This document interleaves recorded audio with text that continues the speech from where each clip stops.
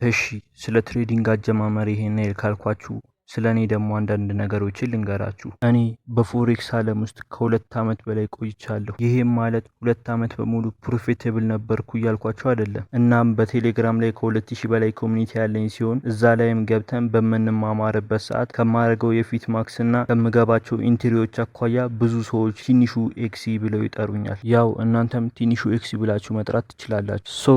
ወደ ርዕሳችን ስንመለስ ዛሬ የማወራችሁ እንዴት በፎሬክስ ላይ ገንዘብን ማፈስ እንደምትችሉ ሳይሆን ስለ መውደቅና መነሳትም ጭምር ነው። እኔ በፎሬክስ ላይ ከ10 ወደ 100 ለማሳደግ ሞክሬ 2 ጊዜ አልተሳካልኝም።